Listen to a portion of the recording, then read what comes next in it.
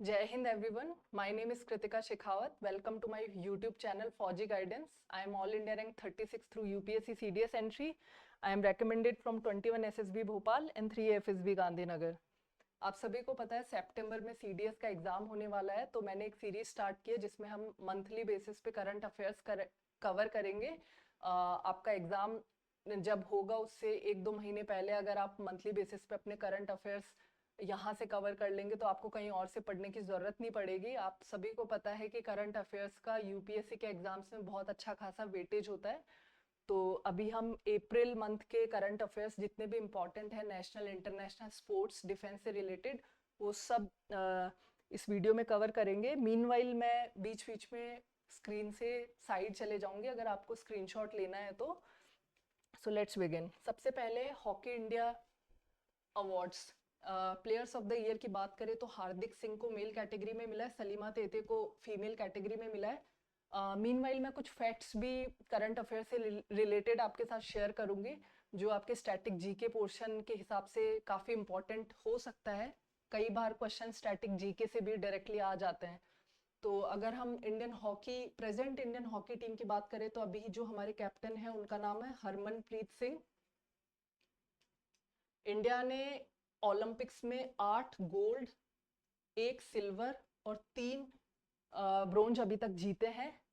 Gold की अगर हम बात करें तो 1928, 32, 36, 36 के बाद में 48, 52, 56, देन 60 के अंदर सिल्वर आया था, 64 एंड देन 80 में गोल्ड आया था। तो बेसिकली इंडिया ने 8 गोल्ड, 1 सिल्वर और 3 ब्रोंज अभी तक जीते हैं।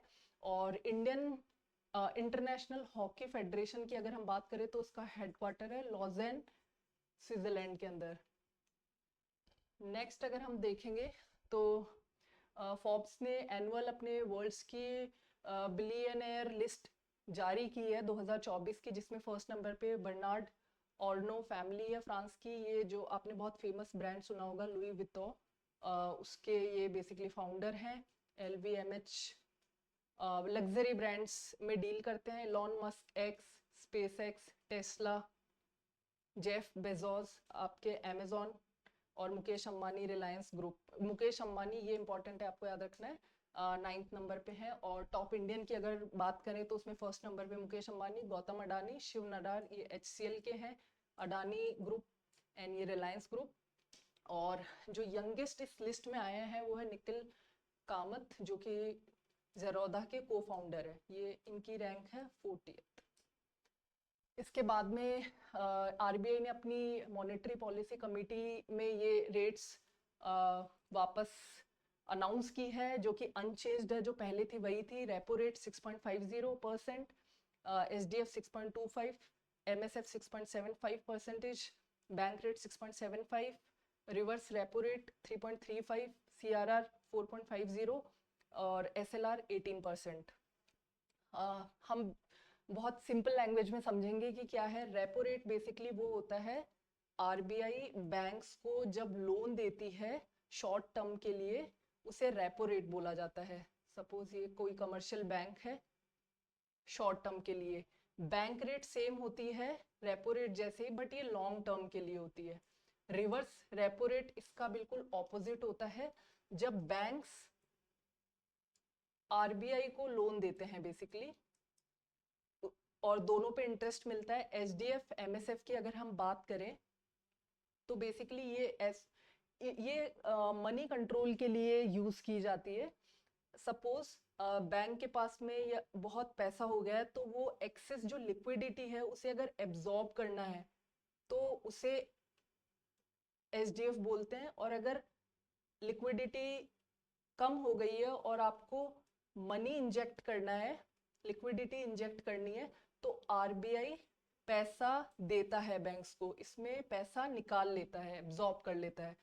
सीआरआर एसएलआर सिंपल लैंग्वेज में, सपोज मैंने बैंक में 100 रुपए जमा कराए, ये पर्टिकुलर 4.50%, इतना अमाउंट बैंक को आरबीआई के पास में रखना पड़ता है। बेसिकली अनएक्सपेक्टेड इवेंट्स अगर हो जाए और बैंक को इमरजेंसी में फंड चाहिए तो आरबीआई के पास रखता है, इसमें कोई इंटरेस्ट नहीं मिलता है।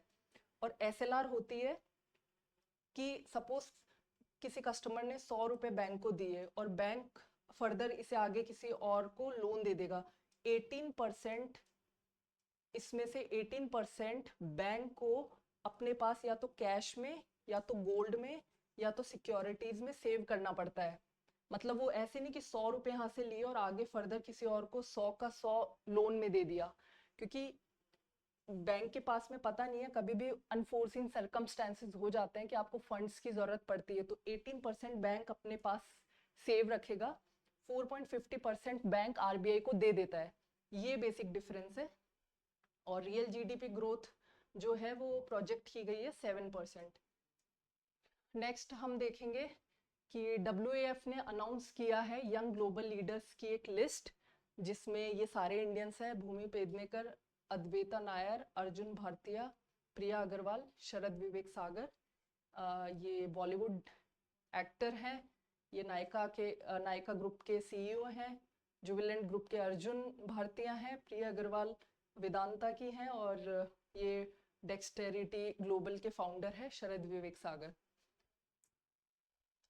ये वर्ल्ड इकोनॉमिक फोरम है WEF, और इंटरनेशनल नॉन प्रॉफिट ऑर्गेनाइजेशन है जिसको एस्टेब्लिश किया था क्लॉस श्वाब ने 71 में। हेडक्वार्टर्स इसकी कलोनी स्विट्जरलैंड के अंदर है। ये बेसिकली रिसर्च रिपोर्ट पब्लिश करती है, जैसे ग्लोबल जेंडर गैप रिपोर्ट हुई, एनर्जी ट्रांजिशन इंडेक्स हुआ, ये सब। नेक्स्ट हम हुरन की ग्लोबल यूनिकॉर्न इंडेक्स की लिस्ट देखेंगे। इसमें इंडिया 3rd नंबर पे है। यूनिकॉर्न क्या होता है? एक प्राइवेट कोई भी स्टार्टअप जिसकी वर्थ 1 बिलियन हो गई है उसे यूनिकॉर्न बोलते हैं। इंडिया में अभी प्रेजेंटली 107 यूनिकॉर्न है। लेटेस्ट मई 2024 में पोर्टर करके एक स्टार्टअप है, उसे यूनिकॉर्न की कैटेगरी में लाया गया है। बेसिकली लॉजिस्टिक इंडस्ट्री में डील करते हैं, तो ये मतलब होता है यूनिकॉर्न का। और इस लिस्ट में इंडिया 3rd नंबर पे है। जलियांवाला बाग मासकर को 105 ईयर्स हो गए हैं। 13 अप्रैल 1999 को आप सभी को पता है जनरल डायर ने ओपन फायर किया था जब वहाँ पे अनआर्म्ड गैदरिंग हो रही थी। और बाद में 1940 के अंदर उधम सिंह ने जनरल डायर को गोली मार दी थी। बेसिकली अवेंज किया था जलियांवाला बाग जो मासकर हुआ था उसे। ये अमृतसर में हुआ था। इसकी 105th एनिवर्सरी इंडिया ने ऑब्जर्व की थी 13 अप्रैल को। नेक्स्ट साइबर क्राइम इंडेक्स की बात करें तो इंडिया 10वें नंबर पे है। पहले पे रशिया, सेकंड पे यूक्रेन, थर्ड पे China. European girls mathematical olympiad हुआ था स्कालतुबो जॉर्जिया के अंदर, और इंडिया इसके अंदर 4 मेडल लेके 1st नंबर पे आया है। जॉर्जिया बेसिकली एक कंट्री है जो ईस्टर्न यूरोप को वेस्ट एशिया से सेपरेट करती है। और अगर इसकी कैपिटल की बात करूं तो तबिलिसी जॉर्जिया की कैपिटल है। नेक्स्ट हम देखेंगे नेशनल पंचायती राज डे कब मनाया गया था। 24 अप्रैल को इंट्रोड्यूस किया था 73rd कॉन्स्टिट्यूशनल अमेंडमेंट एक्ट 1993 ने। किसके रिकमेंडेशन पे? बलवंत राय कमेटी के रिकमेंडेशन पे किया था। बेसिकली ये कॉन्सेप्ट क्या था कि डेमोक्रेटिक वे में डिसेंट्रलाइजेशन करना, मतलब कि लोकल अगर कुछ प्रॉब्लम्स है तो उनको लोकली ही हैंडल किया जाएगा, मतलब उसका सेंटर से कोई लेना देना नहीं होना चाहिए। और अगर हम पहली पंचायत की बात करें, ग्राम पंचायत की बात करें, जो 2 अक्टूबर 1959 को राजस्थान में नागौर में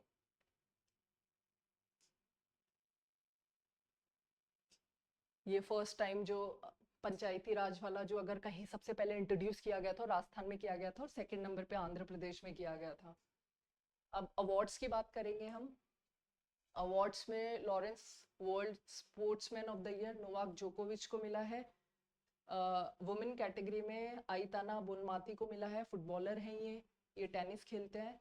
सिमोन बाइल्स को कमबैक ऑफ द ईयर मिला है, जिमनास्ट है यूएसए की। Breakthrough of the year Jude Bellingham को मिला है, ये रियल मैड्रिड के लिए खेलते हैं और इंग्लैंड की नेशनल टीम में है, और ये जिमनास्ट हैं। और ये बार्सिलोना और स्पेन की नेशनल टीम से फीमेल फुटबॉलर हैं और ये सर्बिया से है। नोवाक जोकोविच अभी तक सबसे ज़्यादा ग्रैंड स्लैम जीतने वाले बन गए हैं। 24 ग्रैंड स्लैम है इनके पास में, जिसमें 10 तो सिर्फ ऑस्ट्रेलिया ओपन है। सेकंड नंबर पे आते हैं राफेल नडाल, जिनके पास 22 है। इनका रिकॉर्ड है फ्रेंच ओपन में 22 में से 14 तो इन्होंने सिर्फ फ्रेंच ओपन जीते हैं। थर्ड नंबर पे आते हैं रॉजर फेडरर, जिन्होंने 20 ग्रैंड स्लैम जीते हैं, इसमें से 8 विंबलडन ही है। रियल मैड्रिड से क्वेश्चन बन सकता है, अभी जो यूईएफए चैंपियनशिप हुई थी रियल मैड्रिड ने वो जीती है। नेक्स्ट हम देखेंगे Goldman environmental prize, green Nobel prize भी बोला जाता है। इसमें आपको सिर्फ इंडिया से जिसने जीता है उनको याद रखना है, आलोक शुक्ला। ये एक एक्टिविस्ट हैं और छत्तीसगढ़ बचाओ आंदोलन भी चलाते हैं, तो आपको सिर्फ ये याद रखना है। पंडित लच्छू महाराज अवार्ड, ये संगीत नाटक अकेडमी अवार्ड भी इन्हें मिला हुआ है और ये कथक के बहुत जाने माने डांसर हैं। इनकी मेमोरी में ये अवार्ड्स दिए गए थे, 2014 के बाद अभी तक नहीं दिए गए हैं। ये सारे नाम है, आप स्क्रीनशॉट ले सकते हो। उमा शर्मा, रमा वैद्यनाथन, उमा डोगरा, हेमा मालिनी, सायरा बानो, संध्या पुरीचा, मालविका मित्रा, प्राची शाह, आशिम बंधु भट्टाचार्य, पंडित राजेंद्र गंगानी, ये सारे नाम हैं। और अगर आपको पर्टिकुलर 2023 और 24 का याद करना है तो आप ये याद कर सकते हैं। नेक्स्ट अगर हम देखें तो अदर अवार्ड की कैटेगरी में इंटरनेशनल कल्चर अवार्ड जो है मीना चरांदा को मिला है। ये प्रिंसिपल है कालिंदी कॉलेज दिल्ली यूनिवर्सिटी की। Exchange for media news broadcasting award जो है विनीत जैन को मिला है, एएमडी टाइम्स ग्रुप के हैं ये। आर्यभट्ट अवार्ड जो कि एरोनॉटिकल साइंस ऑफ इंडिया देती है, वो पी सुब्बा राव को मिला है। और world press photo of the year, ये इंपॉर्टेंट अवार्ड है, ये मोहम्मद सेलम को मिला है, पैलेस्टीनियन फोटोग्राफर है और रॉयटर्स के लिए काम करते हैं, यूके बेस्ड न्यूज़ एजेंसी है। यहाँ एरोनॉटिकल सोसाइटी ऑफ इंडिया की अगर हम बात करें तो ये बेसिकली दिल्ली बेस्ड है और जो भी प्रोफेशनल्स एरोनॉटिकल इंजीनियरिंग और एरोनॉटिकल साइंसेस के अंदर हैं, उन प्रोफेशनल्स को बेसिकली सपोर्ट करती है, उनको रिकॉग्नाइज करती है। तो ये एक एरोस्पेस इंडस्ट्री या हम कहें एविएशन इंडस्ट्री है, उसमें एक बहुत इम्पोर्टेंट ऑर्गेनाइजेशन है। इसके फर्स्ट पैट्रन इन चीफ जो थे वो पंडित जवाहरलाल नेहरू थे। नेक्स्ट अगर हम देखें तो लता दीनानाथ मंगेशकर अवार्ड रणदीप हुड्डा को मिला है, बॉलीवुड एक्टर है। बैंकिंग और फाइनेंशियल करंट अफेयर्स हम देखेंगे। Reserve bank of India 90th year में आ गया 1 अप्रैल को। रिजर्व बैंक ऑफ इंडिया से रिलेटेड हम कुछ चीज़ें डिस्कस करेंगे। 1 अप्रैल 1935 को इसे सेट किया गया था, मिनिस्ट्री ऑफ फाइनेंस के अंडर ये आता है, जो कि गवर्नमेंट ऑफ इंडिया का पार्ट है। हेडक्वार्टर्स की अगर हम बात करें तो मुंबई में है। और अगर इनके गवर्नर की बात करें अभी तो शक्तिकांत दास हैं और 4 डेप्यूटी गवर्नर्स अभी हैं। दिख नहीं रहा है, सॉरी।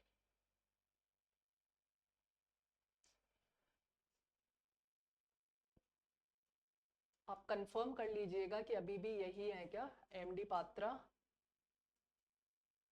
एम राजेश्वर राव,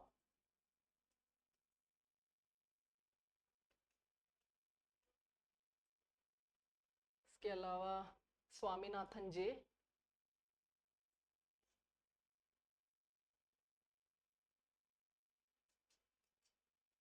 और 4th नंबर है श्री रविशंकर। आरबीआई से रिलेटेड एक और फैक्ट ये है कि basically 21 central board of directors होते हैं इसमें, जिसमें पहला हम गवर्नर डिस्कस कर चुके हैं, शक्तिकांत दास, याद रखना है। 4 इसमें डेप्यूटी गवर्नर्स होते हैं। इसके अलावा 2 जो होते हैं वो फाइनेंशियल मिनिस्ट्री के रिप्रेजेंटेटिव होते हैं। 10 इसमें गवर्नमेंट नॉमिनेट करती है, वो डायरेक्टर्स होते हैं। इसके अलावा 4 जो है लोकल जो आपके लोकल बोर्ड हैं जो कि चेन्नई में है, बॉम्बे में है, दिल्ली में है और इसके अलावा कैलकाटा में है, वो मेंबर्स होते हैं। सो ये 21 बेसिकली इसके सेंट्रल बोर्ड ऑफ डायरेक्टर्स होते हैं। आरबीआई से रिलेटेड इसकी दो सब्सिडियरीज जिसके बारे में मैं आपको बताऊंगी, वो एक तो है भारतीय रिजर्व बैंक नोट मुद्रण। ये बेसिकली नोट की एक नोट्स जो प्रिंट करती है उससे रिलेटेड डिपार्टमेंट है। और दो प्रिंटिंग प्रेस जो बहुत ही फेमस है, मैसूर में है एक और एक सालबोनी में है। सालबोनी जो है वो वेस्ट बंगाल में पड़ता है। इसके अलावा इसमें DICGC ये सब्सिडियरी भी इसी की है, deposit insurance and credit guarantee corporation. ये बेसिकली आपको सपोर्ट करती है, मतलब इंश्योर करती है कि आपका पैसा कहीं नहीं जाएगा। और कितना कितना इंश्योरेंस, अप टू 5 lakhs, ये याद रखना है आपको। पहले ये 1 लाख था, अब ये 5 लाख हो गए। नेक्स्ट अगर हम देखें तो जीएसटी कलेक्शन में बहुत नोटेबल सर्ज आया है। कलेक्शन हुआ है 1.78 लाख करोड़, जो कि 11.5% का इंक्रीज अगर पिछले कुछ सालों की हम बात करें तो। इसके बाद में AU small finance bank Fincare के साथ में मर्ज हो गया है। इसका हेडक्वार्टर, रजिस्टर्ड हेडक्वार्टर जयपुर में है और कॉरपोरेट अगर हम हेडक्वार्टर की बात करें तो मुंबई में है। और रिजर्व बैंक ऑफ इंडिया ने एस्टेब्लिश किया है डिजिटल इंडिया ट्रस्ट एजेंसी की, जो इलीगल लैंडिंग एप्स है ना, कि उन पे बेसिकली रोक लगाई जाए। हर कोई ऐप आके आपको पैसा दे रही है, वो नहीं होना चाहिए। उस पर एक प्रॉपर मॉनिटरिंग हो, उसके लिए उस रिजर्व बैंक ऑफ इंडिया ने digital India trust agency DEGITA setup करने का डिसाइड किया है। नेक्स्ट है HDFC बैंक ने अपनी एक ब्रांच कावाराती आइलैंड जो कि लक्षद्वीप में है, वहां पे खोली और पहला ओनली प्राइवेट सेक्टर बैंक है जिसकी यूनियन टेरिटरी लक्षद्वीप में प्रेजेंस है। HDFC bank largest private sector bank है, इसका हेडक्वार्टर मुंबई में है। और आरबीआई ने 3 बैंक के लिए बोला है कि टू बिग टू फेल। एक है SBI, एक है HDFC, एक है ICICI। के मिस्त्री जो है उनको नया चेयरमैन बनाया HDFC लाइफ इंश्योरेंस का। इकोनॉमी से रिलेटेड करंट अफेयर्स डिस्कस करेंगे। आप एक बार इसका स्क्रीनशॉट ले लीजिए। वर्ल्ड बैंक की अगर हम बात करें तो ये 7 जुलाई 1944 को एस्टेब्लिश हुआ था। बेसिकली इसने रिवाइज किया है इंडिया की GDP ग्रोथ को 6.6% किया है। और वर्ल्ड बैंक की अगर हम हेडक्वार्टर्स की बात करें तो ये वॉशिंगटन DC में है। कंज्यूमर प्राइस इंडेक्स जो है वो फिस्कल ईयर 24-25 के लिए 4.5% की है। CPI जो होता है ना, बेसिकली ये एक इंस्ट्रूमेंट है जो मेजर करता है इन्फ्लेशन को। इन्फ्लेशन क्या होता है, गुड्स एंड सर्विसेज की प्राइसेस में जितना भी राइज हुआ है over a given time period, उसको इन्फ्लेशन बोलते हैं। ADB की अगर हम बात करें, इसने इंडिया की GDP ग्रोथ को करंट फिस्कल ईयर के लिए बताया है 7%। ADB की अगर हम बात करें तो 1966 में एस्टेब्लिश हुआ था। हेडक्वार्टर इसका मनीला फिलीपींस में है। ये इकोनॉमिक डेवलपमेंट देखता है एशिया के अंदर। और वर्ल्ड बैंक क्या करता है, जितनी भी पुअर और डेवलपिंग कंट्रीज होती है उनको लोन दिलाता है। IRDAI insurance regulatory authority of India ने अपनी 25th एनिवर्सरी मनाई है। 1999 में एस्टेब्लिश हुआ था 19 अप्रैल को। इसका हेडक्वार्टर कहाँ है, हैदराबाद तेलंगाना में। ये बेसिकली जो भी इंश्योरेंस इंडस्ट्री से रिलेटेड कंपनीज हो उनको मॉनिटर करता है और देखता है कि सब काम ठीक से हो रहा है या नहीं हो रहा। नेक्स्ट हम बिजनेस करंट अफेयर्स देखेंगे। पारादीप पोर्ट अथॉरिटी उड़ीसा की जो है, उसने सरपास कर दिया दीनदयाल पोर्ट अथॉरिटी कांडला, जो कि अपने गुजरात में है और इंडिया की पहली leading cargo handling major port बन गया है ये 23-24 में। ये इंपॉर्टेंट है बहुत, ठीक है। पोर्ट का अगर क्वेश्चन आ गया है तो आप आपको बाकी इंपॉर्टेंट पोर्ट्स भी याद रखने चाहिए मेरे हिसाब से। मुंबई पोर्ट की अगर हम बात करें तो ये लार्जेस्ट नेचुरल पोर्ट है प्लस बिजिएस्ट पोर्ट है। जवाहरलाल नेहरू पोर्ट की अगर हम बात करें तो ये लार्जेस्ट आर्टिफिशियल पोर्ट है प्लस लार्जेस्ट कंटेनर फैसिलिटी वाला पोर्ट भी यही है, ठीक है।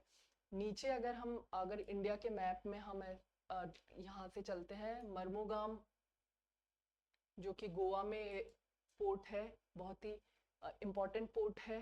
केरला के अंदर हम देखें तो कोची आपको मिलेगा।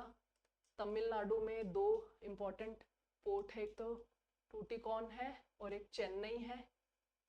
यहाँ एपी में अगर हम आते हैं तो आपके विशाखापट्टनम मिलेगा। विशाखापट्टनम डीपेस्ट पोर्ट है और जापान को ये बेसिकली आयरन ओर जो है वो एक्सपोर्ट करता है, ठीक है।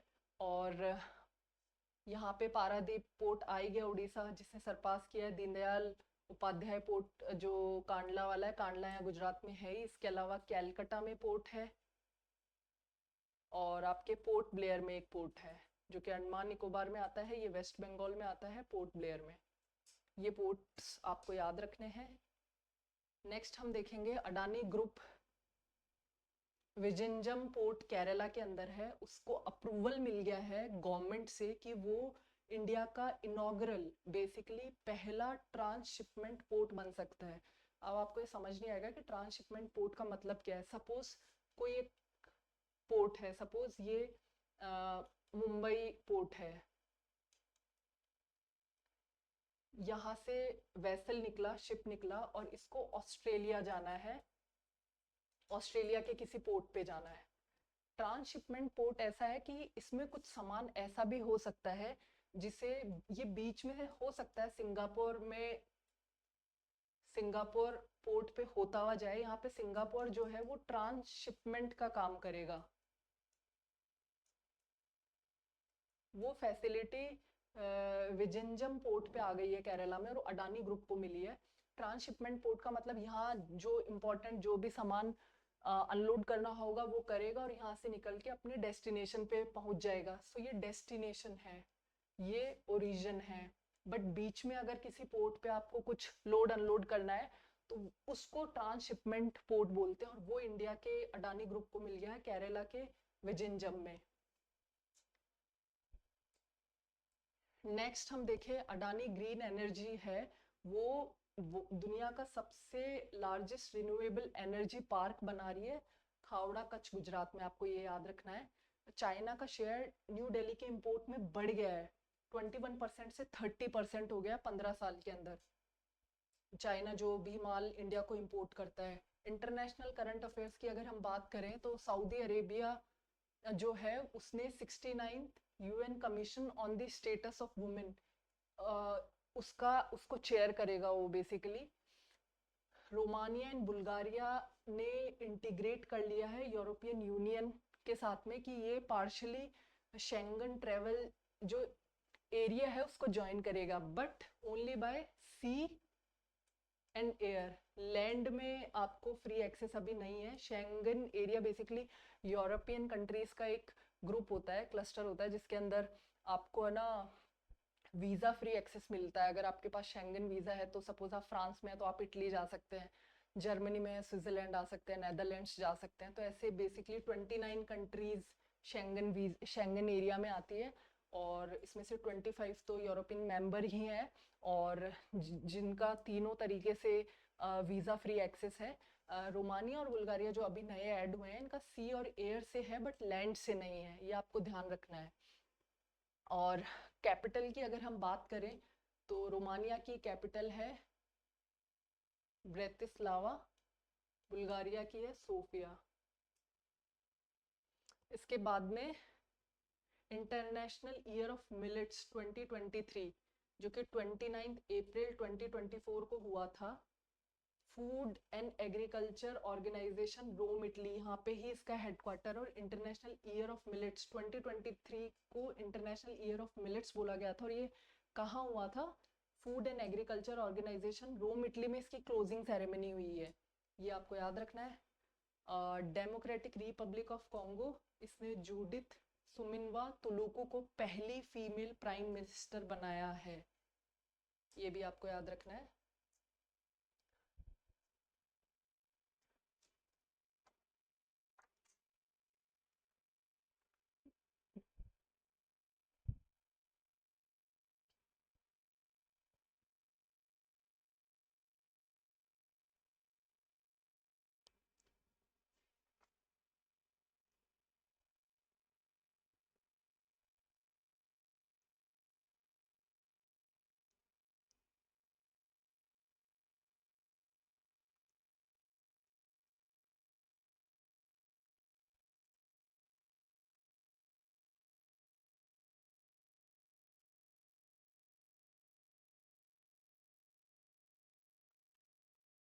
आई थिंक मैंने एक छोटा सा एरर यहाँ कर दिया है। रोमानिया की जो कैपिटल है इट इज बुकारेस्ट। ब्रेतिस्लावा जो कैपिटल है वो स्लोवाकिया की है। सॉरी, ये छोटा सा एक एरर है।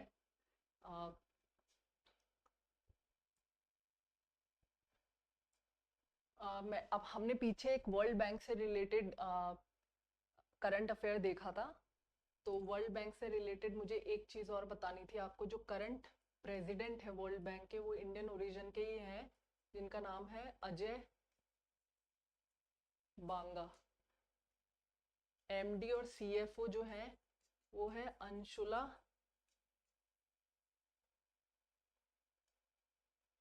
कांत। और इसके चीफ इकोनॉमिस्ट अभी जो हैं उनका नाम है इंदरमीत गिल। तो आप देख रहे हैं वर्ल्ड बैंक में भी काफ़ी इंडियंस हैं। 1 अप्रैल 2024 को जर्मनी पहला लार्जेस्ट यूरोपियन यूनियन का कंट्री बन गया जिसने लीगलाइज किया रिक्रिएशनल कैनबिस यूज़ को। बेसिकली ये हेल्थ पर्पस के लिए यूज़ नहीं किया जाता, सिर्फ इंजॉयमेंट के लिए ड्रग्स यूज़ किए जाते हैं। इजिप्ट के जो प्रेसिडेंट है अब्दुल फतेह अल सीसी, ये थर्ड टाइम लीडर बन गए हैं और 2030 तक रहेंगे। International conference on disaster resilient infrastructure, ये इंडिया में हुआ है 24 से 25 अप्रैल को। नेक्स्ट अगर हम देखेंगे जिम्बाब्वे, इसके अलावा जैम्बिया और मालावी, ये 3 कंट्रीज हैं जिन्होंने स्टेट ऑफ डिजास्टर डिक्लेयर कर दिया है क्योंकि बहुत ज़्यादा वहाँ पे ड्रॉट हो गया है उस वजह से। तो ये काफ़ी अफ्रीकन कंट्री में ये एक बहुत बड़ा इशू है ड्रॉट वाला। जो अगर हम इन अगर मैं आपको बोलूं कि इन तीनों कंट्रीज की आपको कैपिटल बतानी है तो आपको क्या याद है इनकी capital?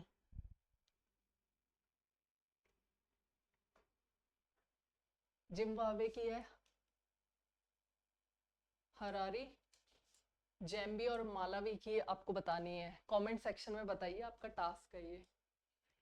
North Atlantic Treaty Organisation NATO ने अपनी 75th एनिवर्सरी 4 अप्रैल 2024 को सेलिब्रेट किया। आप सभी को पता है ये अलायंस बनाया गया था वॉर्सो पैक्ट जो हुआ था उसको काउंटर करने के लिए। एक मिलिट्री अलायंस ये है और इसका जो हेडक्वार्टर्स है वो ब्रसेल्स बेल्जियम में है, जो कि बेल्जियम की कैपिटल है, वहाँ पे इसका हेडक्वार्टर्स है। सो बेसिकली इसने अपनी 75th एनिवर्सरी मनाई है 4 अप्रैल 2024 को। पीटर पेलेग्रीनी जो है प्रेसिडेंट बन गए स्लोवाकिया के। वो जो कैपिटल मैंने आपको बताई थी ब्रेटिस्लावा, वो स्लोवाकिया की है। स्क्रीनशॉट ले लीजिए आप, मैं भूल जाती हूँ स्क्रीन से हटना।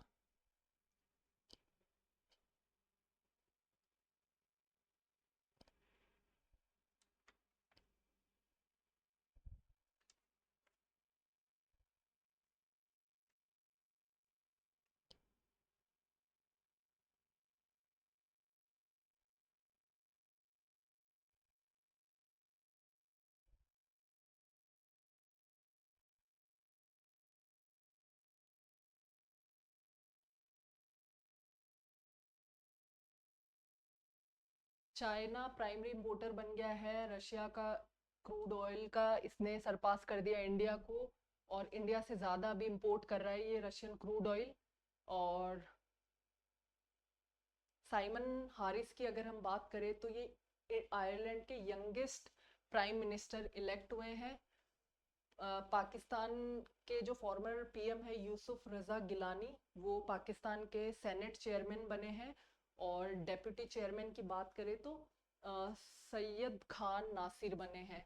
जैसे इंडिया में लोअर हाउस लोअर हाउस और अपर हाउस होता है, वैसे ही पाकिस्तान में भी सेम कॉन्सेप्ट है। नेशनल असेंबली जो होती है पाकिस्तान की, उसे लोअर हाउस बोलते हैं, just like Lok Sabha. Upper house जो होता है वो सेनेट ऑफ पाकिस्तान होता है, जस्ट लाइक राज्यसभा।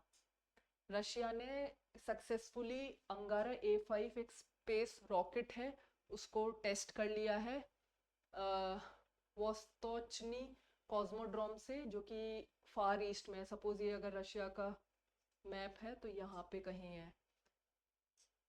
नेक्स्ट हम देखेंगे नॉर्थ कोरिया ने एक एंटी एयरक्राफ्ट फ्योलजी 1-2 मिसाइल टेस्ट फायर की है, जो कि इसके अलावा एक और लार्ज स्ट्रेटेजिक क्रूज मिसाइल है हवासाल RA3 वेस्ट सी कोरिया के अंदर। आप एक बार इसका स्क्रीनशॉट ले लीजिए। और प्रबोवो सुबियांतो ये प्रेसिडेंट बन गए हैं इंडोनेशिया इलेक्टोरल कमीशन के। जकार्ता कैपिटल है इंडोनेशिया की। और Iranian Islamic revolutionary guard core, ये बेसिकली ईरानियन जो आर्म फोर्सेस हैं उसका ही पार्ट है, बट इसको टेरर ऑर्गेनाइजेशन डिक्लेयर कर दिया है ऑलरेडी यूएसए, स्वीडन, कनाडा जैसी कंट्रीज ने, इवन सऊदी अरेबिया ने भी, कि एक टेरर ऑर्गेनाइजेशन है। इसने क्या किया है, इसने बेसिकली एक नया ड्रोन बनाया है कामिकाजे करके, जो कि रशिया के लैंसेट ड्रोन को बहुत हद तक रिजेंबल करता है।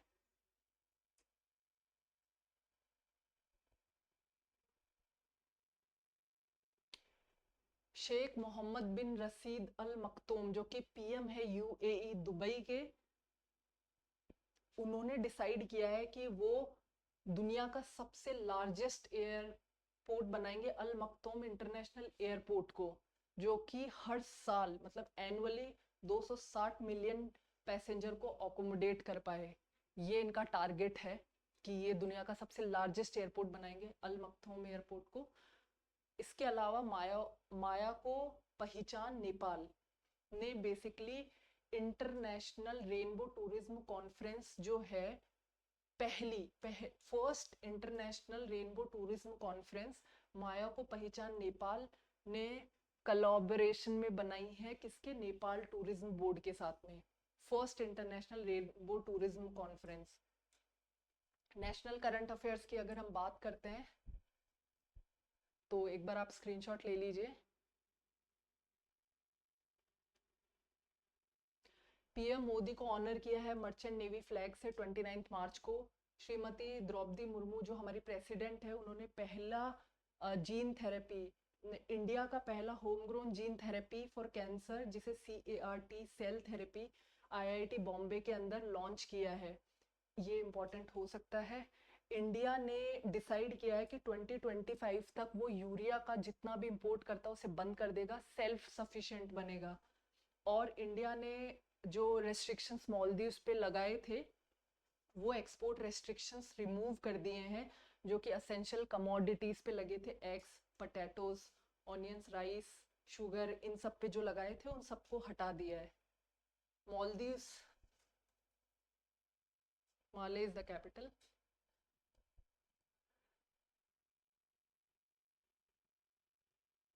आप इसका स्क्रीनशॉट ले सकते हैं। इंडिया ने सितवे पोर्ट जो है Myanmar, not Myanmar, it's Myanmar,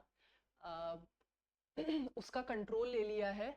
basically ये आपको पता है कि चाइना जो है ये पर्ल्स ऑफ स्ट्रिंग वाली जो स्ट्रेटेजी है उसे चलाए जा रहा है, और इंडिया को बेसिकली काउंटर कर रहा है वो, इंडियन ओशियन और साउथ चाइना सी में अपने पोर्ट्स वगैरह बना के अपनी नवल और एयरफोर्स प्रेजेंस बढ़ा के, तो इंडिया ने अभी, इंडिया के पास ये बहुत इंपॉर्टेंट है कि म्यांमार के सितवे एयरपोर्ट, जो पोर्ट है, सॉरी नॉट एयरपोर्ट, उसका कंट्रोल इंडिया के पास आ गया है। ये सेकंड ओवरसीज पोर्ट हो गया इंडिया का। फर्स्ट चाहबार है जो कि ईरान में है, सितवे म्यांमार में है, तो ये बहुत इंपॉर्टेंट आपके लिए हो सकता है। सेकंड है, प्रेसिडेंट जो है श्रीमती द्रौपदी मुर्मू, उन्होंने बेसिकली इनॉग्रेट किया है 2 डे का होम्योपैथी सिंपोसियम, जो कि ऑर्गेनाइज किया है CCRH ने, central council for research in homeopathy, new Delhi के अंदर, वर्ल्ड होम्योपैथी डे पे। वर्ल्ड होम्योपैथी डे कब आता है? 10 अप्रैल, ये आपको याद रखना है। एम्पावरिंग रिसर्च एनहेंसिंग प्रोफिशिएंसी, ये थीम थी इसकी। अब एक कंपनी है सिट्रन, आपने कार्स भी देखी होगी, वो फ्रेंच कंपनी है। वो बेसिकली क्या कर रही है, वो पहली मल्टीनेशनल कार मेकर है इंडिया के अंदर जो इलेक्ट्रिक व्हीकल्स इंडिया से एक्सपोर्ट करेगी। तो मतलब फ्रेंच कंपनी है, वो पहली कार मेकर कंपनी बन गई है जो एक्सपोर्ट करेगी ईवी। आपको पता है इलेक्ट्रिक व्हीकल्स का भी बहुत ज़्यादा चल रहा है, इंडिया ट्राई कर रहा है कि जितना जल्दी हो सके इलेक्ट्रिक व्हीकल्स पे आ जाए। ये एक्सपोर्ट करेगी ईवी, और पहला बैच जो है 500 ईवी का, ये डिस्पैच हो गया है इंडोनेशिया को।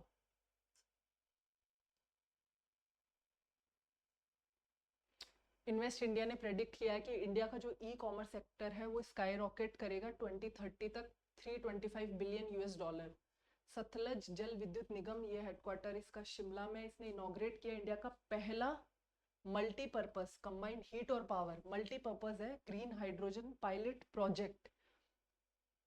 कहाँ पे? Nathpa Jhakri hydro power station, Jhakri Shimla के अंदर ये है, ये इंपॉर्टेंट है।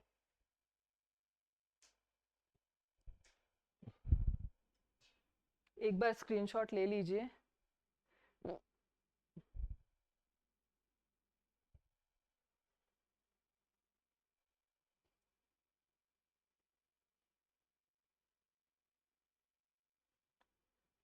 तमिलनाडु गवर्नर जो RN रवि है, उन्होंने इनॉग्रेट किया परमवीर चक्र गार्डन और AKM एग्जीबिशन। कहाँ पे? ये कोई कांची महास्वामी विद्या मंदिर है, ताम्बरम, चेन्नई तमिलनाडु के अंदर बेसिकली वहाँ किया है।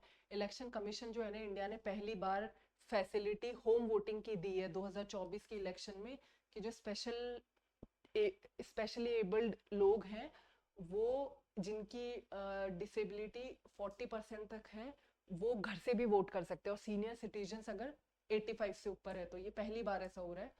अब schemes and, government of India ने लॉन्च किया है CDP सुरक्षा, एक डिजिटल प्लेटफॉर्म है जो हॉर्टिकल्चर फार्मर्स को बेसिकली सब्सिडीज देगा। हॉर्टिकल्चर का मतलब होता है स्टडी, और जो भी फ्लावर्स, वेजिटेबल्स, फूड से रिलेटेड जो स्टडी और जो भी प्रोसेस रहता है, हॉर्टिकल्चर उसको डील करता है। सुप्रियो चक्रवर्ती और यूनियन ऑफ इंडिया, बेसिकली इसमें इन्होंने चैलेंज किया है स्पेशल मैरिज एक्ट 1954 का, कि उसमें सेम सेक्स मैरिज को एक्सक्लूड किया है। तो इन्होंने चैलेंज किया है उसको कि ये वॉयलेशन है आर्टिकल 14 का, जो कि फंडामेंटल राइट्स है एक। मतलब उन्होंने बोला है कि सेम सेक्स मैरिज भी स्पेशल मैरिज एक्ट में होनी चाहिए। और आपको पता है फंडामेंटल राइट्स में 6 फंडामेंटल राइट्स हैं, और आर्टिकल 14 जो है वो डील बेसिकली 14 से लेकर 18 होते हैं राइट टू इक्वालिटी। 14 जो है वो आ, वो आपको बेसिकली प्रोवाइड करता है equality before law,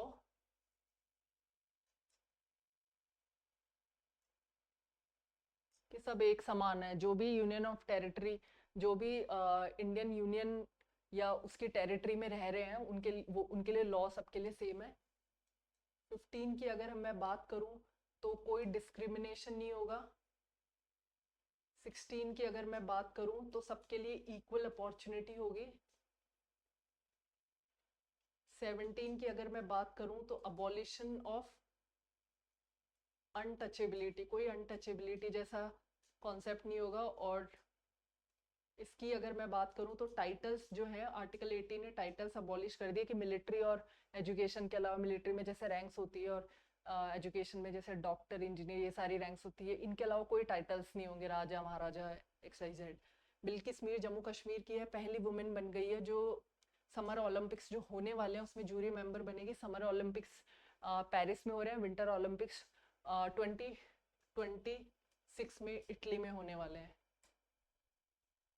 Indian oil corporation और पैनासोनिक एनर्जी ने बोला है कि वो लिथियम आयन सेल्स इंडिया के अंदर प्रोड्यूस करेंगे, दोनों मिलके इस पे काम करेंगे और ये पार्टनरशिप उन दोनों में हुई है। और यूरोपियन यूनियन और इंडिया ने डिसाइड किया है कि वो इलेक्ट्रिक फील्ड, जो भी इलेक्ट्रिक व्हीकल की फील्ड में जितने भी स्टार्टअप्स हैं उनको वो प्रमोट करेंगे। बेसिकली सारा फोकस अभी ईवी पे है। राष्ट्रीय रक्षा यूनिवर्सिटी गांधीनगर के अंदर और स्टार बर्स्ट एरोस्पेस फ्रांस ने एक MOU साइन किया है एरोस्पेस, डिफेंस और होमलैंड सिक्योरिटी में क्या इनोवेशन होने चाहिए उससे रिलेटेड। राष्ट्रीय रक्षा यूनिवर्सिटी जो कि गांधीनगर गुजरात में है और स्टारबर्स्ट एरोस्पेस जो कि फ्रांस में, इनके बीच में MOU हुआ है। एयर इंडिया ने एक कोड शेयर पार्टनरशिप की है निप्पॉन एयरवेज जो कि जापान की लार्जेस्ट एयरलाइन है उसके साथ में। और ये क्या है कि इसमें पैसेंजर्स जो हैं उनकी कंबाइंड फ्लाइट्स हो सकती है और दोनों अलाउ करेंगे पैसेंजर्स को दोनों एयरलाइंस में। New appointments international, miss Shefali B Sharan जो कि DG बनी है, प्रिंसिपल DG बनी है प्रेस इंफॉर्मेशन ब्यूरो की। संजय नायर जो है वो प्रेसिडेंट बने हैं associated chambers of commerce and industry of India. Sandeep Jain जो कि IIT कानपुर से हैं वो president of the federation of Indian MSME के प्रेसिडेंट बने हैं। Indian micro and small and medium enterprises for the year 2024। Sandeep Jain, Sanjay Nair, Saif Ali B Sharan, ये नाम याद रखिएगा। वर्ल्ड बैंक ग्रुप ने रिजर्व बैंक ऑफ इंडिया के जो फॉर्मर डेप्यूटी गवर्नर है राकेश मोहन, उनको इकोनॉमिक एडवाइजरी पैनल का मेंबर बनाया है। मिनेश साहा जो है वो चेयरमैन बनी है national cooperative dairy federation of India. ये इसका हेडक्वार्टर्स आनंद में, इनिशियली ये दिल्ली में एस्टेब्लिश की गई थी but this is milk capital city of India जो कि गुजरात में है, वहाँ अभी इसका हेडक्वार्टर्स है। और ये तरुण बजाज जो है इनको US इंडिया टैक्स फोरम का हेड बनाया है। जगजीत पवाडिया को री इलेक्ट किया तीसरी बार इंटरनेशनल नारकोटिक्स कंट्रोल बोर्ड का।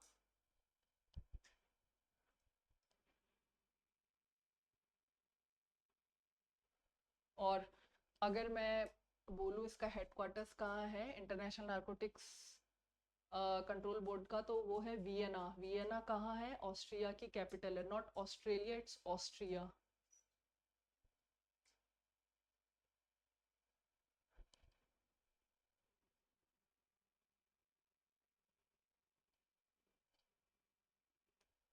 द्रौपदी मुर्मू जो प्रेसिडेंट है इंडिया की, उन्होंने नाइमा खातून को फर्स्ट विमेन वाइस चांसलर बनाया अलीगढ़ मुस्लिम यूनिवर्सिटी का।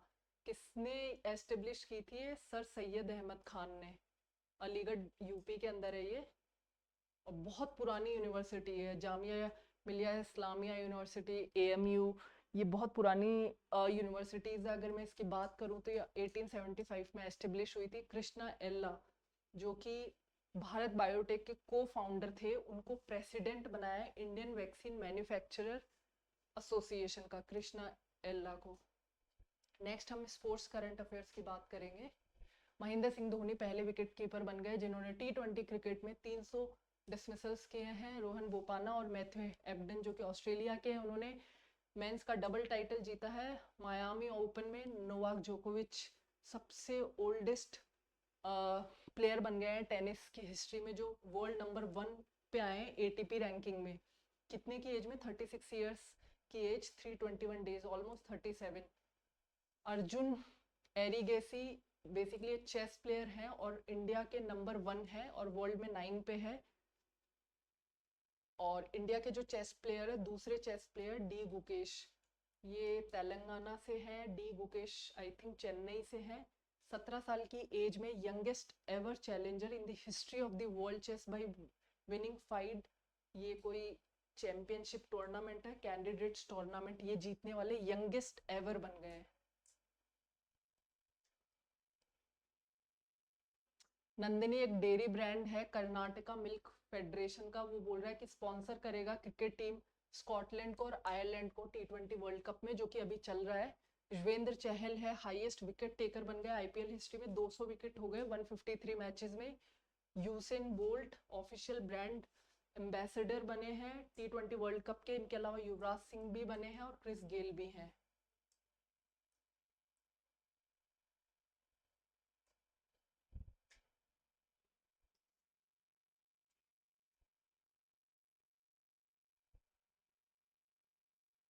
और T20 की अगर हम बात करें तो नेक्स्ट 2026 इंडिया और श्रीलंका ही इसे इंडिया और श्रीलंका में ही होएगा। और अभी तक सबसे ज्यादा 2 टाइटल जीते हैं, इंग्लैंड और वेस्ट इंडीज दोनों ने 2-2 टाइटल जीते हैं। और इंडिया ने इनॉग्रल मैच जीता था 2007 के अंदर। 2007 में इंडिया ने जीता था, जो कि पहला T20 वर्ल्ड कप था। एक बार इसका स्क्रीनशॉट ले लीजिए।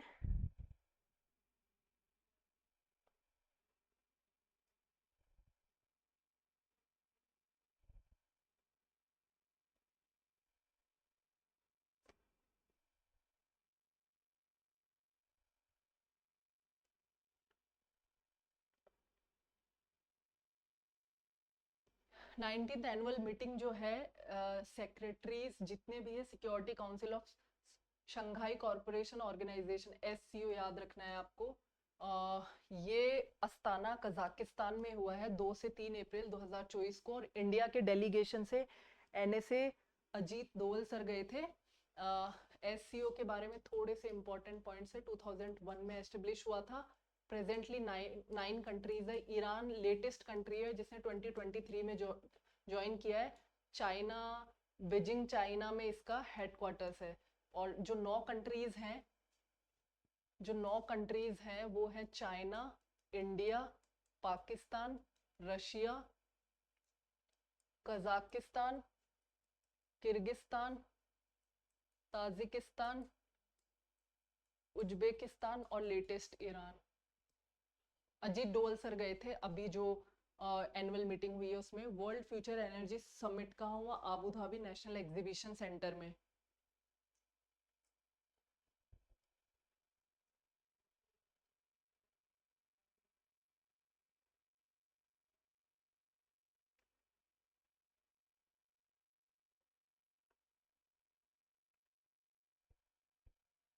वर्ल्ड एंटी डोपिंग एजेंसी ने एक रिपोर्ट में आइडेंटिफाई किया है कि इंडिया में highest percentage of doping offenders हैं। WADA, अच्छा ये कहाँ पे बेस्ड है? मॉन्ट्रियल में इसका हेडक्वार्टर्स है। और मॉन्ट्रियल कहाँ है? कनाडा। तो इसने बोला है कि सबसे ज़्यादा डोपिंग ऑफेंडर्स जो है ना इंडिया में सबसे हाईएस्ट है। और वर्ल्ड हेल्थ ऑर्गेनाइजेशन में ग्लोबल हेपेटाइटिस रिपोर्ट में इंडिया को सेकंड नंबर पे बताया है, फर्स्ट नंबर पे चाइना है। WHO का हेडक्वार्टर कहाँ है? Geneva, Switzerland. JNU, Jawaharlal Nehru university, जो दिल्ली में, वो टॉप पोजीशन पे आई है QS world university rankings by subject 2024 में फर्स्ट नंबर पे आई है। वर्ल्ड ट्रेड ऑर्गेनाइजेशन का क्वेश्चन है, जिनेवा स्विट्जरलैंड में है इसका हेडक्वार्टर भी। इंडिया ने पहली पोजीशन ली है इसमें डिजिटल सर्विसेज एक्सपोर्ट्स में। किसने बोला है ऐसा? किसकी रिपोर्ट है ऐसी? वर्ल्ड ट्रेड ऑर्गेनाइजेशन की रिपोर्ट में इंडिया ने पहली पोजीशन सिक्योर की है डिजिटल सर्विसेज एक्सपोर्ट्स में। चाइना को पीछे छोड़ दिया है वर्ल्ड ट्रेड ऑर्गेनाइजेशन की रिपोर्ट के मुताबिक। नेक्स्ट है United Nations population fund in its report titled interwoven lives threads of hope. इसमें बताया है कि इंडिया की जो करंट एस्टिमेटेड पॉपुलेशन है वो 1.4 बिलियन है, जिसमें से 24% तो है वो इस ब्रैकेट में फॉल होती है, मतलब 24% लोग तो 0 से 14 की एज में है।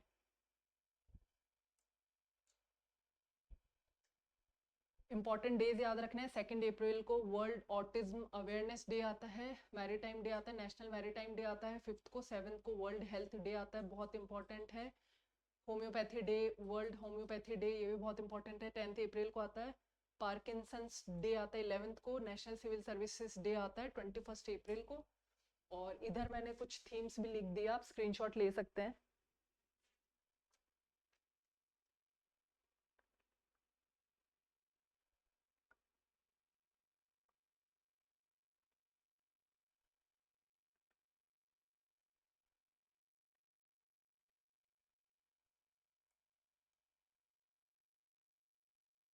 वर्ल्ड इम्यूनाइजेशन वीक 24 से 30 अप्रैल को मनाया गया था। मलेरिया डे 25 अप्रैल। 30 को आयुष्मान भारत दिवस। डिफेंस से रिलेटेड करंट अफेयर्स देखेंगे। डीआरडीओ ने और इंडिया की स्ट्रेटेजिक फोर्सेस कमांड, ये बेसिकली न्यूक्लियर फोर्सेस कमांड के नाम से भी जानी जाती है, कि मतलब बेसिकली ये वो कमांड है जो न्यूक्लियर जो भी वॉरहेड्स हैं उनको मॉनिटर करती है, या इनके कमांड में होता है कि कितना, अगर इन केस कभी ऐसी सिचुएशन आए कि न्यूक्लियर यूज करना पड़े तो कितना किया जाएगा, किस एरिया में किया जाएगा। तो बेसिकली डीआरडीओ ने और इंडिया की स्ट्रेटेजिक फोर्सेस कमांड ने एक फ्लाइट टेस्ट किया है, new generation ballistic missile called अग्नि प्राइम। ये इंपॉर्टेंट है। आर्मी मेडिकल कोर एएमसी ने 26 रेजिंग डे मनाया है 3 अप्रैल को। डिफेंस से रिलेटेड सारे करंट अफेयर्स प्लीज पढ़ लेना। सर्वे संतु निरामया इसका मोटो है। इंडियन कोस्ट गार्ड के जो डीजी हैं राकेश पाल, उन्होंने इंडियन कोस्ट गार्ड का एक्वेटिक सेंटर जो है वो रामेश्वरम तमिलनाडु के अंदर इनॉग्रेट किया है। अच्छा, डीआरडीओ से क्या क्वेश्चन बन सकता है? हेडक्वार्टर कहाँ है? दिल्ली में है। कब एस्टेब्लिश किया गया था? 1958 में। और करंट चेयरमैन कौन है? Sameer V Kamath. Indian army ने एक बहुत ही short range air defence capabilities को स्ट्रेंथन करने के लिए इग्ला 5 एक man portable air defence system है जो रशिया से लिया है। आपको सिर्फ इतना याद रखना है, ये बहुत ही very short range air defence capabilities, मतलब छोटी डिस्टेंस हो, बहुत कम डिस्टेंस हो, उसमें डिफेंस कैपेबिलिटीज, क्योंकि लॉन्ग रेंज हमारे पास बहुत कुछ है लेकिन शॉर्ट रेंज का भी तो हमारे पास में होना चाहिए। तो इग्ला 5 एक man portable air defence system है जो कि रशिया से इंडिया ने लिया है। सीआरपीएफ ने ब्रेवरी डे मनाया है 9 अप्रैल को। सीआरपीएफ ने इंडिया और उज्बेकिस्तान की मिलिट्री एक्सरसाइज दस्तलिक हुई है, उज्बेकिस्तान में ही हुई है और इसकी कैपिटल है ताशकंद। नेक्स्ट हम देखेंगे, India 4th largest military Spender बन गया 2023 में। यूएसए पहले नंबर पे, चाइना दूसरे पे, तीसरा रशिया पे, मतलब सबसे ज्यादा मिलिट्री पे स्पेंड करने वालों की लिस्ट में 4th नंबर पे आते हैं हम। इंडियन एयरफोर्स और नेवी ने अपनी कैपेबिलिटीज को और कॉम्बैट कैपेबिलिटीज को और ज्यादा इम्प्रूव करने के लिए एक long range supersonic air to ground missile high speed low drag mark 2, इसको बेसिकली इंडक्ट कर लिया है इंडियन एयरफोर्स और इंडियन नेवी ने। ये नाम याद रखना आप। इजरायली एयरफोर्स यूज करती थी ईरान के अगेंस्ट इसको, अब इंडियन आर्मी और नेवी ने भी इसे बेसिकली यूज करना स्टार्ट कर दिया है, इंडक्ट कर लिया है। साइंस और टेक से रिलेटेड कुछ करंट अफेयर्स देखेंगे। माइक्रोसॉफ्ट और ओपन एआई बेसिकली एक एआई का सुपर कंप्यूटर बना रहे हैं, उसका नाम है स्टारगेट। ये नाम याद रखना है। इसकी कॉस्ट ऑलमोस्ट 100 बिलियन के आसपास है, यूएस डॉलर के आसपास है।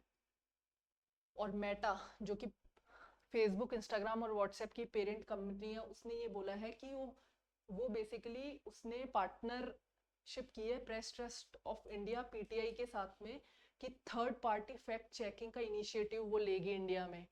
टाटा एडवांस सिस्टम लिमिटेड और सेटेलॉजिक, ये यूरुग्वे की कंपनी है, इन्होंने बेसिकली एक private sector submetre resolution earth observation satellite जिसका नाम है, ये लॉन्च की है। आप यूँ समझ लीजिए, टाटा एडवांस सिस्टम्स लिमिटेड इस कंपनी ने और यूरुग्वे की इस कंपनी ने मिलके पहली प्राइवेट सेक्टर बिल्ड, मतलब किसी स्टार्टअप ने या किसी प्राइवेट सेक्टर में जाके किसी ने कोई सैटेलाइट बनाई है, इसलिए ये पहली प्राइवेट सेक्टर बिल्ड सैटेलाइट है जिसका नाम है TSAT-IA।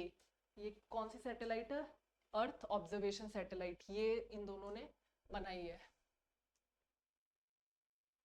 इसरो के जो भी चंद्रयान 3 मिशन की टीम थी उसको 2024 John L Jack Swigert junior award मिला है स्पेस एक्सप्लोरेशन के लिए। ये एक यूएस बेस्ड स्पेस फाउंडेशन है। और प्रेसिडेंट जो बाइडेन जो कि यूएस के प्रेसिडेंट है, और Japanese prime minister Fumio Kishida ने बोला है कि जो जापानीज एस्ट्रोनॉट्स हैं वो जो भी नासा के फ्यूचर लूनर मिशन होंगे उसका पार्ट बनेंगे। आर्टेमिस प्रोग्राम का नाम है उसके तहत।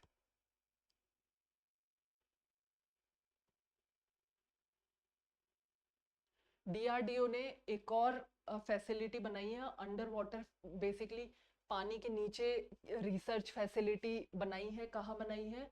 कुलामाऊ इदुकी केरला के अंदर, और उसका नाम है स्पेस। इसकी फुल फॉर्म आप देख लेना, वीडियो बहुत लंबा हो जाएगा इसलिए मैं साइड से हट रही हूँ ताकि आप स्क्रीनशॉट लेके बाद में भी पढ़ पाएँ। ये स्पेस नाम है, इडुकी केरला के अंदर डीआरडीओ ने ये इनॉग्रेट की है under water research facility. Europe के जो एस्ट्रोनॉमर्स हैं उन्होंने डिस्कवर किया है सबसे बड़ा स्टेलर ब्लैक होल मिल्की वे गैलेक्सी में, इसका नाम रखा है BH3।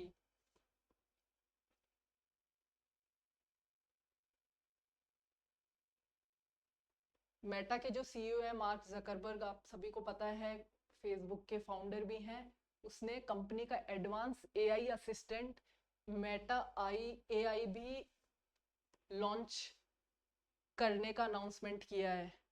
रिलायंस जियो जो है उन्होंने आउटपेस कर दिया चाइना के मोबाइल को, और दुनिया का सबसे लार्जेस्ट मोबाइल ऑपरेटर बन गया है डेटा ट्रैफिक कंजप्शन के बेस पे अगर हम देखें तो। और चाइना ने शेंजो 18 मिशन सक्सेसफुली लॉन्च कर लिया है।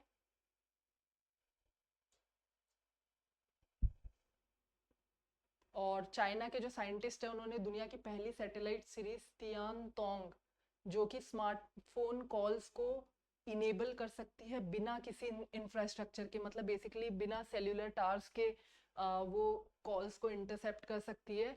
ऐसा उन्होंने एक सैटेलाइट सीरीज डेवलप कर लिया है, उसका नाम है तियान तोंग। सेल्यूलर टावर्स की भी ज़रूरत नहीं है और BTS की भी ज़रूरत नहीं है। अब क्या कर रहा है, मतलब चाइना वाले कुछ भी कर सकते हैं। नेक्स्ट है बुक्स की, आप ये स्क्रीनशॉट ले लीजिए, ये सारी इंपॉर्टेंट बुक्स हैं। Knife the idea of democracy, the winners mindset, India's nuclear titans, और ऑथर्स के नाम भी देख लीजिएगा।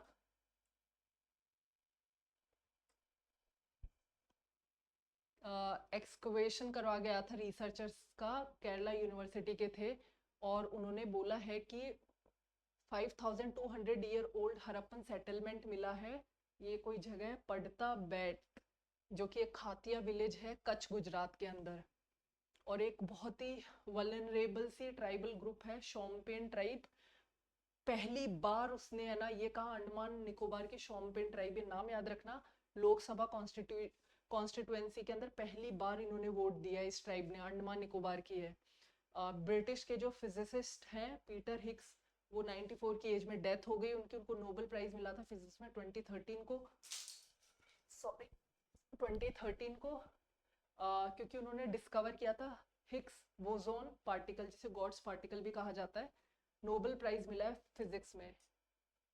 सुधीर कक्कर राइटर हैं, फादर ऑफ इंडियन साइकोलॉजी भी हैं, उनकी डेथ हो गई अभी, ये नाम याद रखना है और ये याद रखना है। गोपी थाताकुरा पहली इंडियन पायलट बन गई है स्पेस में जाने वाली as a tourist, blue origin NS-25 mission के तहत first Indian pilot to venture into space as a tourist. इस वीडियो में बस इतना ही, और अगर आपको डिफेंस रिलेटेड कुछ और भी क्वेरीज हो, डाउट्स हो, आप मुझसे पूछ सकते हैं। बाकी current affairs please please please पढ़ के जाएं, मेरे हिसाब से जो भी इंपॉर्टेंट थे मैंने इंक्लूड कर लिए हैं। और इस सीरीज़ में हम 2024 के सारे मंथली करंट अफेयर्स इंक्लूड करेंगे, तो आप एग्ज़ाम से पहले प्लीज़ देख लीजिएगा क्योंकि बहुत सारे क्वेश्चंस आने वाले हैं। थैंक यू, जय हिंद।